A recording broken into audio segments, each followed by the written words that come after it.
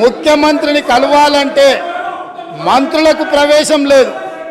ముఖ్యమంత్రిని కలవాలంటే తెలంగాణను సాధించిన, తెలంగాణ ఉద్యమానికి ఊపిరులూదిన గద్దరన్నకు ప్రవేశం లేదు.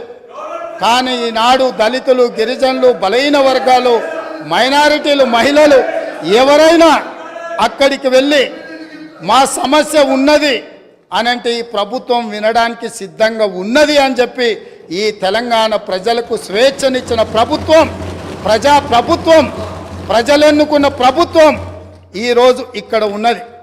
నిజంగానే ఈ ప్రభుత్వం నియంతృత్వ పోకడలతో పోవాలి అనుకుంటే, నిర్బంధాలతో పరిపాలన సాగించాలి అని అనుకున్నుంటే ఇక్కడ అంతసేపు వాళ్ళు ఎవరు మాట్లాడినా సంవయనంతో ఇక్కడ వింటూ కూర్చుండే వాళ్ళం కాదు.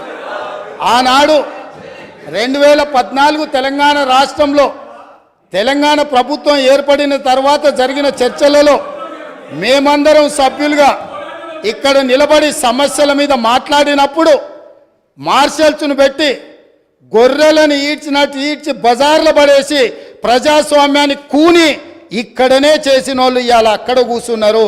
వాళ్ళలాక మేము కాదు.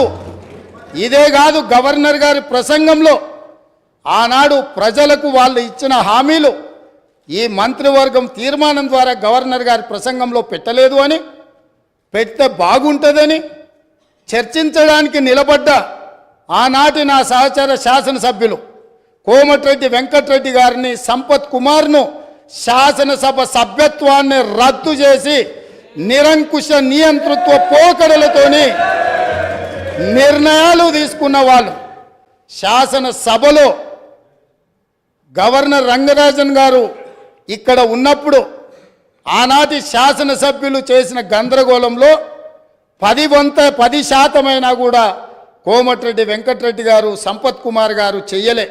కూర్చున్న సీట్ల నుంచి లేచి నిలబడి నిరసన తెలిపినందుకు నిరంకుశత్వంగా 2 శాసనసభ సభ్యత్వాలు రద్దు చేసిన చీకటి రోజులు ఇక్కడనే జరిగినాయి. ఈ సంఘటనలు చరిత్ర మర్చిపోదు. ఈ సంఘటన తెలంగాణ శాసనసభ చరిత్రలో శాశ్వతంగా ఉంటుంది. ఆ సంగతిని కూడా నా మిత్రులకు నేను గుర్తు చేయదలుచుకున్నా. అదేవిధంగా